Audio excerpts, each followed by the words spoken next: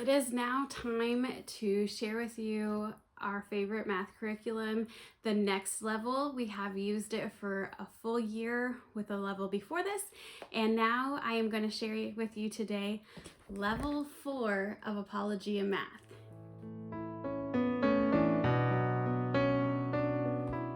Hi, welcome to Schulte Sweetie's Homeschool YouTube channel. My name is Stephanie and I'm a mom of 3 girls ages 13, 9, and 7. This is our 8th year of homeschooling and, like I said, 2nd year of using Apologia Math. So this is level 4. My middle daughter used level 3 last year and is now in level 4 this year. So I'm going to do a flip through and just kind of share with you a little bit about Apologia Math and this level. So the first thing is that you need the student book, which is pretty hefty. It has 423 pages in here, going through the whole thing. This is the student book where they will write in and do all of their work, and this has the lessons in here, but you also do need this teacher's guide. Mine's a little got the corner been up there, but you do need this teacher's guide for a couple of reasons. So the first one is they have a daily schedule in here, and this goes through different skills that you need to do in the at the beginning of your lesson or at the end, to make sure that they are going through the skills that they need to remember. So this is a mastery based math, and so a lot of times with mastery based, you want to make sure that you are still going through those skills that they've learned to make sure that they're fresh and everything. So this is a great way to keep those skills fresh. And so she has a schedule, and basically it's listed out as a 4-day week. If you do your math 4 days, it actually has it listed by week. So it lists it as straight through to 36 weeks. And the skills, like sometimes they could be multiplication, division, addition, subtraction. So a lot of those memory skills that they need to know, but also like here's factors and multiples and things. So it's things that they've learned that they need to remember. Also in here, throughout the teacher's guide, there are answers, so that is definitely important, especially as you get into upper level elementary. I don't know about you, but I need the answers for sure, and so this is very helpful. They're pretty tiny, but you can still see the answers, and it might give you a little bit more of a hint how to teach that lesson if you need extra help. And then at the back of the teacher's guide is like different printables that you might need for like games and activities in here. So there's multiple pages and things. One thing I love about this level with the teacher's guide, you would think that this is such a silly thing. It's perforated. This level is perforated, and I really love that. We have done level 3 and level 1, and those pages weren't perforated. And so I am really thankful that level 4 is perforated. This has been very helpful because it's easier to tear out. So I am going to do a flip through of level 4. A couple things I wanted to point out. This is from Apologia. So Apologia is a religious company. So this is considered like a religious math, although I will say like it's basically just a couple paragraphs written at the beginning of each unit. There's not a ton of religious material in here, so if you don't want something that's religious, if you use mainly secular, definitely check out this video and check out the samples for yourself and see if this is something that you could use or not, because I don't really feel like the paragraphs are important to this math.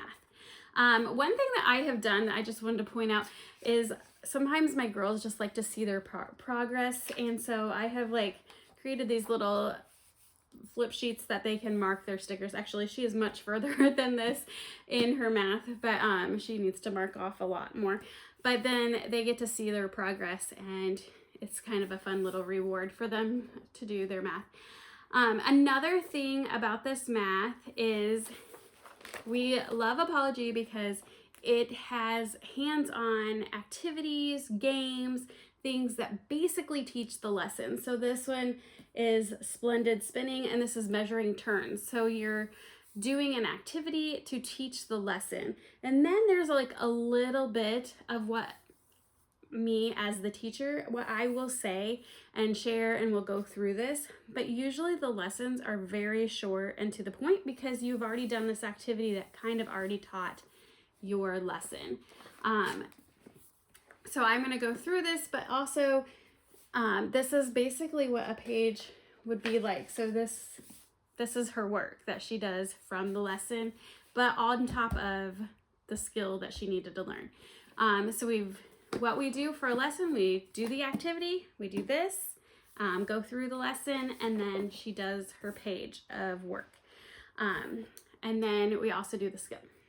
So this has been such a great blessing to our family. Like, we were really frustrated with math, and this has been really a lot of fun. Makes learning math a lot easier.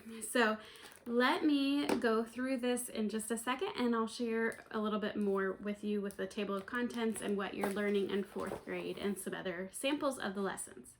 All right, so now I'm going to do a flip through of Level 4 Apologia Math. This is the student guide, and it is pretty hefty. So I'm going to go through the table of contents of what you can expect in Level 4. So we have Unit 1 is numbers and place value. So we have Chapter 1 is place value, Chapter 2 is addition and subtraction and estimation, and then there is a project. Unit 2 is multiplication, so then you're going to do multiplication facts. Multiply by 1-digit numbers, that's in Chapter 4. Chapter 5 is multiply by 2-digit numbers. Your Unit 3 is geometry. You're doing plane figures, and then you're doing angles. And then you go to Unit 4, and then you're going back to division. So I always kind of lump multiplication and division together. So you had taken a break from that. But now you're in Unit 4, you are doing division facts, factors, multiples, and patterns, and divide by a 1-digit number. And Unit 5 is going to be measurement. So you're doing area and perimeter and measurement. Then Unit 6 is fractions and decimals.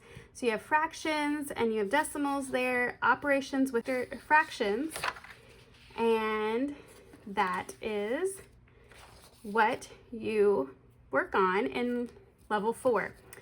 So I will flip through some of these pages. I'm going to skip through some of what my daughter has already done, so I'm not showing her work, but I will kind of give you a layout of how things are going. So let me actually go to this. This is what a lesson would look like. So you're going to use these activity pages from the teacher's guide. It usually shows you which one, and it tells you what you will need. You're going to play a game or do this activity, and sometimes there's a little lesson here. I'll show you some other examples, but this one doesn't actually have much of a lesson because you're moving right into the work that you have kind of learned from this. So there are word problems, which I really appreciate. There's quite a few word problems throughout, and then they're doing this. So this is pretty much the page of work, and then you're moving on. So sometimes you might have a couple more pages, a page or two of like work, but sometimes you don't. So then this is moving on to a review. This is towards the end of a chapter. So a lot of times there are some like skill checks that you've been working on. If you've been working on like the multiplication and things, a lot of times this is like a skill check here to make sure that they're doing what they need to do from the teacher's guide, from that schedule. And then there's some other work from the chapter that they've just been doing. Then there is like a unit project here. So a lot of times they have unit projects where they're kind of going through what they've learned in that whole unit and doing something like a pretty big activity. Sometimes it takes multiple days, but this one looks like it has a map that you're working on and a ruler and some other, so it's like map measurement and things. I'm not quite sure, but you're working on all of those skills that you've learned in that unit. I did not point out with the units and chapters in the back of your teacher's guide for this level. Now that they did not have this for level 3, so starting with level 4, in the teacher's guide they do have tests if you are interested in testing your child to make sure that they understand what they're learning. So this is a great tool to have in case you want to do that, so you can kind of see if they're struggling still or not. All right, so we're going to move on and show you a little bit more about what they're learning. So this is an example of, they've already done this is an activity, and then this is an example of a lesson here. So it's not a ton. They're learning about circle, diameter, and radius. And here's some more directions, and then you're moving on into triangles. So the lessons are not very long. We like this because it's colorful, but it's also like basic and not a ton on each page. So they're just learning about angles and things. Here's another activity.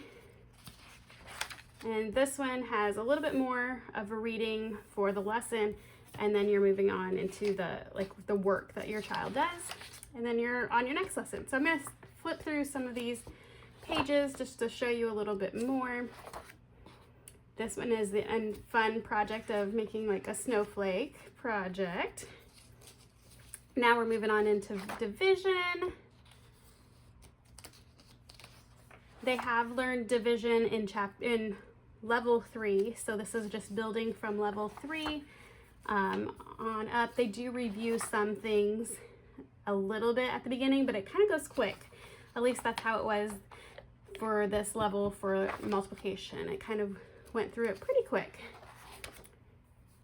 So this one, I mean, for their practice, they're doing, that looks like 9, 10 problems.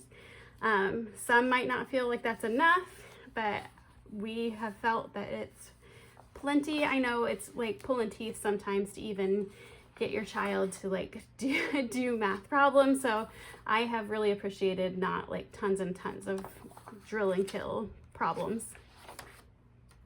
So they're working on like perimeter here and problem solving.